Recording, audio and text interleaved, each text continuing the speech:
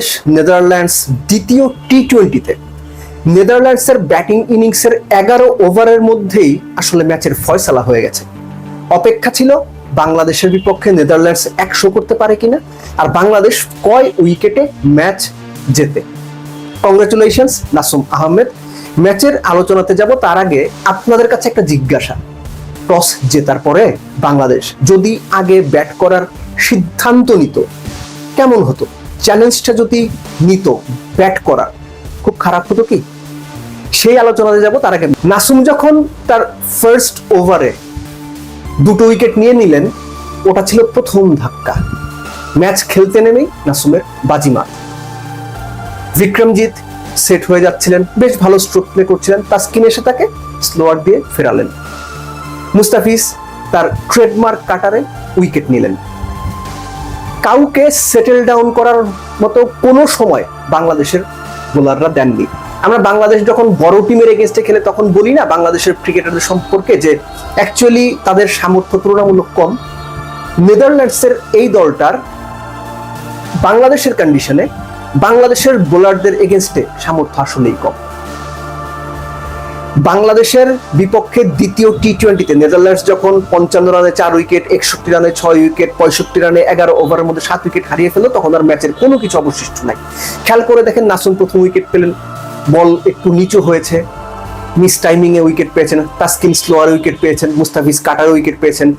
এবং যখন middle order বা লোয়ার মিডল অর্ডার উইকেটে, তখন মুস্তাফিজ এসে একটা কাটার করছেন, একটা স্লোয়ার করছেন, তারপর হুট করে একটা স্টক ডেলিভারি করছেন, একটু জোরে ভেতরে বোল্ড আউট হয়ে যাচ্ছেন। অর্থাৎ বাংলাদেশের যে বোলিং লাইন আপ, সেটার এগেইনস্টে অ্যান্সার দেওয়ার মতো ব্যাটার নেদারল্যান্ডসের এই স্কোয়াডে এই মুহূর্তে এই কন্ডিশনে নাই। এবং একটা ব্যাপার এখানে একটু চিন্তার ঠিক বলবো না, বা চিন্তার এটা বলাটাও সঠিক না, একটু বোধ হয় ভালো হয়নি। সেটা হচ্ছে যখন 80-81 রানে 9 উইকেট চলে যাবে, তখন লাস্ট উইকেট জুটিতে আপনি কেন অপোনেন্টকে 22 রান অ্যালাউ করবেন? 81 রানে 9 উইকেট যাওয়া মানে তো 85-90 রানের মধ্যে অল আউট হয়ে যাবে নেদারল্যান্ডস। কেন সেটাকে আমরা 100 পর্যন্ত যেতে অ্যালাউ করব? একই সঙ্গে ফিল্ডিং এর কথা একটু আলাদা করে বলতে হয়। স্পেসিফিক্যালি সাইফ যেভাবে ডিরেক্ট থ্রোতে রান আউটটা করলেন, দ্যাট ওয়াজ ম্যাগনিফিসেন্ট। একই সঙ্গে শেখ মাহিদি, বিক্রমজিৎ যখন 0 রানে, তখন একটা ইজি রান আউট মিস করলেন। তানজিম সাকিব সারিজের ক্যাচ মিস করেছিলেন সারিজ যখন 0 রানে। তানজিম সাকিব সারিজের উইকেট নিয়েছেন, কিন্তু যে catch miss, easy run out miss, এগুলো ভালো কথা না। এর সঙ্গে আপনি যোগ করে নিন বাংলাদেশের এন্টায়ার বোলিং লাইন আপ, যেভাবে লিটন চেঞ্জ করেছেন, যেভাবে বোলারদের ব্যবহার করেছেন, এটা আমরা ফার্স্ট ম্যাচেও দেখেছি, এর আগেও দেখেছি। এখানে লিটনের ক্যাপ্টেন্সির একটা প্রশংসা ডেফিনেটলি করতে হবে। ব্যাটিং পয়েন্ট অফ ভিউ, রানই মোটে 103-4-5।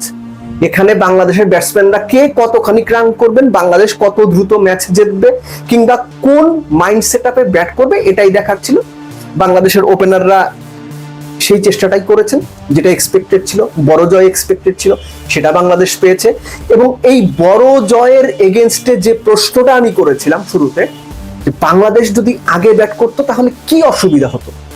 দেখেন, রিসেন্ট টাইমে বাংলাদেশের যে ব্যাটিং, আপনি আরব আমিরাতের এগেইনস্টে দেখেন, কিংবা বিশ্বকাপের উদাহরণ যদি দেখেন, সাউথ আফ্রিকার এগেইনস্টে 114-15 বাংলাদেশ করতে পারেনি, কিংবা নেপালের এগেইনস্টে 106 রানে অল আউট হয়েছে, আফগানিস্তানের এগেইনস্টে ওয়ার্ল্ড কাপে 114 চেস করতে পারেনি। ভালো ব্যাটিং উইকেটে পাকিস্তানে গিয়ে সিরিয়াস ট্রাবলের মধ্যে পড়েছিল বাংলাদেশের ব্যাটিং লাইন আপ। ভালো ব্যাটিং উইকেট সংযুক্ত আরব আমিরাতের সঙ্গে আমরা সিরিজ হেরেছি। সেই পয়েন্ট অফ ভিউ থেকে, সেই জায়গা থেকে একটু যদি বেটার চ্যালেঞ্জটা বাংলাদেশ নিতে পারতো, যে না আমরা আগে ব্যাট করি, দেখি তো 180 করতে পারি কিনা। কেননা ফার্স্ট ম্যাচে যে উইকেটটা ছিল, একই উইকেটে খেলা হয়েছে। উইকেটটা ফার্স্ট ম্যাচের তুলনায় ময়েস্টার একদমই প্রায় ছিল না, অনেক ড্রাইড আপ ছিল। এবং এখানে 170-80 রান আমার মনে হয় যে খুব ভালো রান হতে পারতো। বাংলাদেশ সেই চ্যালেঞ্জটা নিতে চায়নি, কেননা বাংলাদেশ জানেন যে ডিউয়ের কারণে বল গ্রিপ করতে বোলারদের সমস্যা হবে। একই সঙ্গে বাংলাদেশের যে বোলিং লাইন আপ, সেটা নেদারল্যান্ডসকে 150 আগে অল আউট করে দেওয়ার জন্য মোর দেন ক্যাপেবল না। নেদারল্যান্ডস কোনো মতে টেনে টুনে 100 পার করেছে। সো এই যে ব্যাটিংটা না করতে চাওয়া, এটার মধ্যে না সেই পুরোনো দিনের বাংলাদেশকেই যেন দেখতে পাচ্ছি, যখন জিম্বাবুয়েও বাংলাদেশে খেলতে আসলে পঞ্চপাণ্ডবকে খেলতে হতো। জিম্বাবুয়ের এগেনস্টেও যখন বাংলাদেশ পূর্ণ শক্তির দল নামাতো, সেটারই একটা রিফ্লেকশন যে সুযোগ থাকার পরও নিজেদের ব্যাটিং শক্তিটাকে একটু ঝালিয়ে নেওয়ার চেষ্টাটা বাংলাদেশ করলো না। সিরিজ জয় ডেফিনেটলি বড় ম্যাটার, বাংলাদেশ যেভাবে বোলিং ওয়াইজ পারফর্ম করেছে ডেফিনেটলি দারুণ ব্যাপার, কিন্তু ব্যাট করে বাংলাদেশ যদি আগে ব্যাট করে 180 করতো, 180 রান করে নেদারল্যান্ডসকে যদি 70 রানে হারাতো, সেটা বোধ হয় আর একটু ভালো হতো প্র্যাকটিস ওয়াইজ, এশিয়া কাপের প্রিপারেশন ওয়াইজ বাংলাদেশ দলের জন্য। বাট স্টিল বাংলাদেশ সিরিজ জিতেছে, সেজন্য কংগ্রাচুলেশনস। নাসুম, আগের একটা ভিডিওতে আমি বলেছিলাম যে তাকে সুযোগ দেওয়া উচিত, তিনি এসেই 21 রানে 3 উইকেট নিয়ে দুর্দান্ত পারফরমেন্স করেছেন, তার একাদশে যুক্ত করার মূল্যায়ন করেছেন। তাসকিন অ্যাজ ইউজুয়াল 2 উইকেট নিয়েছেন 22 রানে, মুস্তাফিজ 2 উইকেট নিয়েছেন 18 রানে। তো সব মিলে বাংলাদেশের যে বোলিং অ্যাটাকের কাছ থেকে যা প্রত্যাশিত ছিল সেটা তারা করেছে, ব্যাটসম্যানরাও করেছেন, কিন্তু ওই যে ব্যাটটা আগে ব্যাট করা, সেটা যদি বাংলাদেশ করতো তাহলে হয়তো, এবং সেটা করে যদি বাংলাদেশ বড় মার্জিনে ম্যাচ জিততো, আমার মনে হয় যে বাংলাদেশ টিমের জন্য প্র্যাকটিস ওয়াইজ সবচেয়ে ভালো হতো।